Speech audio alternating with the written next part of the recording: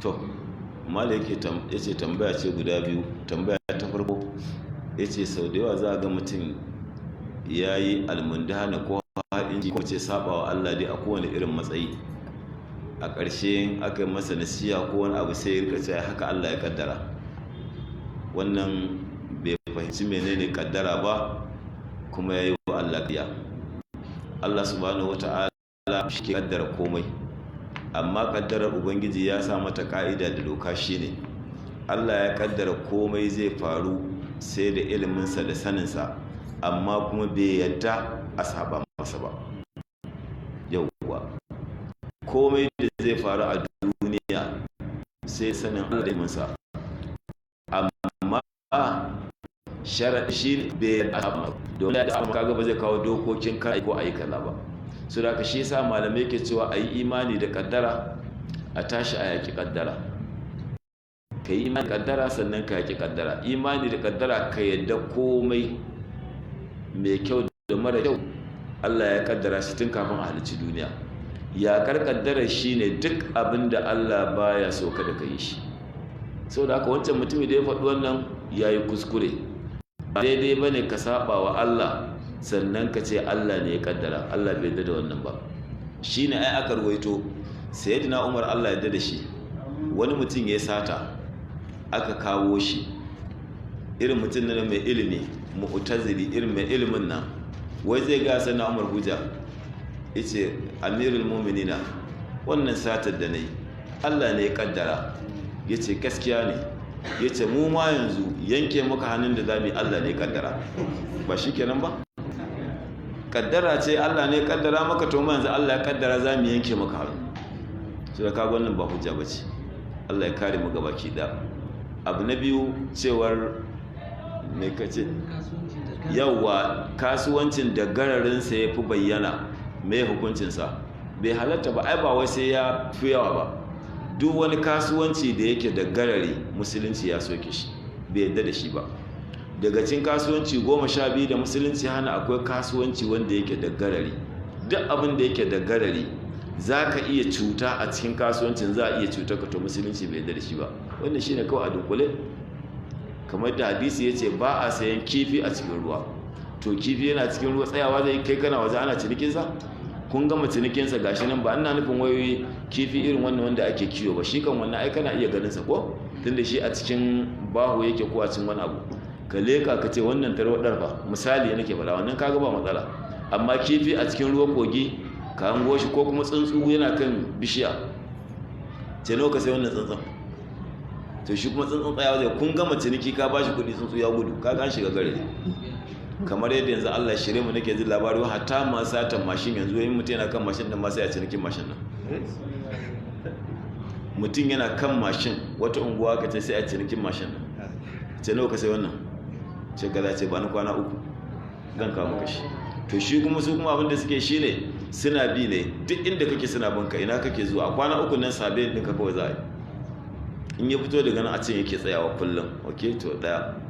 Su ba za su yi ni ka gama harkokinka ka fito daga nan, ina yake tafiya. Yau an ga to washe gari ma nan ne station ɗinka, washe gari ma nan. To a nan 3 ko guri 4 da suka kana tsatsayawa, to a nan za su ɗana wanne ne zai ba su dama su iya ɗauki. Ka ji wannan musiba. Tina kan abinsa za a yi cinikinsa. Allah ka shirye, Allah ka shirye, Allah wa'ala. Na'am. So da kudin da yake ba ko kan kanta gararin ko mai girin gararin. Allah shi ne mai ma ya fara daga nuna zuwa. Na'am. Allah sama ta.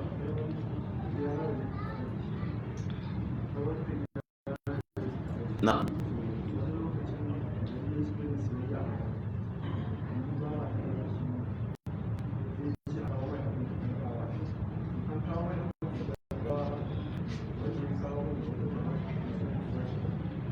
Wanda ya kawo masa? Eh. Eh.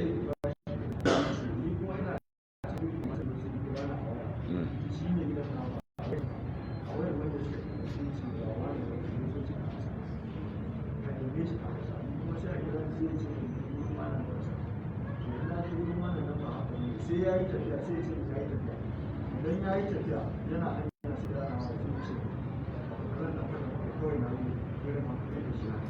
ya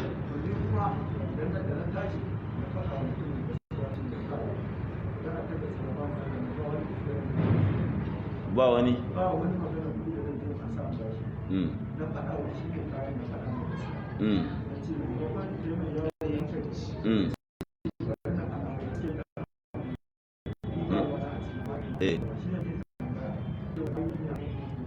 ai ba kai laifi ba kai da ka fitar da kanka ai dama duk yayin da ga mutum zai je bakacin musiba ta hanyar ƙarya ai sai ka fitar da kanka ba kai laifi ba Allah ya kare shi kuma Allah ya shirye shi Allah ya kare mu baki da na malam bagita malami suna na Umar to na zama Umar ne a ran 18 ga watan Tishu na ok shi ne da zo kwanaki na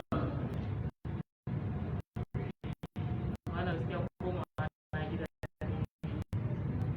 ina ne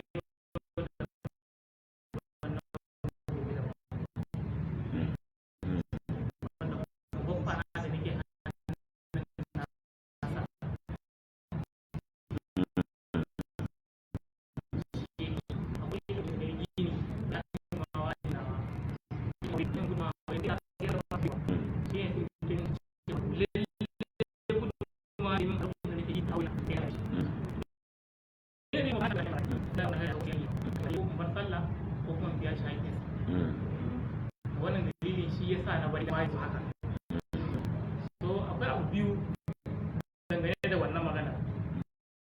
Na farko nuna jama'a cewa yadda wanda musulmi bai kewa musulmi. Na biyu yana bukatar addu'a. to alhamdulillah Don ba wai na shiga ne saboda wani abun nan kawai na fahimci gaskiya ne sa shi. to alhamdulillah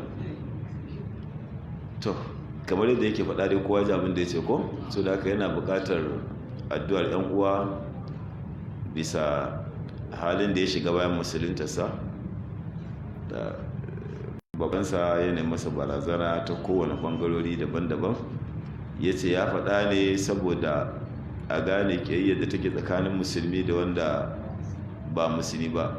Dama muka musulmi ya mun sani Qur'ani ya gaya mana ya gaya mana la tattakizu aduwi wa aduwakum awliya tulquna ilaihim bil Qur'ani ya gaya mana duk wanda yake ba har ne kiyayyarsa tana bayyana kwararai da gaske to zire shi din ne yake bukatar addu'a saboda haka insha Allah za mu taya ka da addu'a iyawar mu muna fatan kuma ubangiji subhanahu wataala ya kare ka daga dukkanin sharrin sa kuma ya kare mu baki da kuma Allah ya karfafi imaninka sannan kuma Allah ya kawo maka mafita a cikin rayuwa mai dorewa.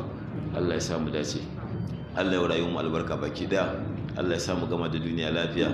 Ya ubangiji mu bayi ne gare ka muna tawassuli da abinda muke karanta ne wannan littafi ubangiji Allah ka sa rayuwar mu albarka. Shi ma wannan bawan Allah ka fidda shi daga cikin damuwar da yake ciki kuma Allah karfafa musuluncin sa. Yan uwa da suke wasiya da addu'a wanda muke tare da su anan da wanda ba mu tare da su anan ubangiji da mu da su bayi ne gare ka. Allah ka biya mana bukatun mu ka sa mana albarka. اللهم آمنا في أوطاننا وأصلح أئمتنا ولاة أمورنا. اللهم آمنا في أوطاننا وأصلح أئمتنا ولاة أمورنا. اللهم اجعل بلدنا هذا رخاء سخاء مطمئنا وسائر بلاد المسلمين عامة يا رب العالمين. اللهم أعز الإسلام والمسلمين وأذل الشرك والمشركين ودمر أعداءك أعداء الدين وانصر عبادك الموحدين ودمر الكفرة والملحدين. اللهم من أراد الإسلام والمسلمين بسوء فأشغله بنفسه واجعل كيده في نهري واجعل تدبيره تدميرا يا رب العالمين. يا سميع الدعاء يا فعال لما يريد. سبحان ربك رب العزة عما يصفون وسلام على المرسلين والحمد لله رب العالمين.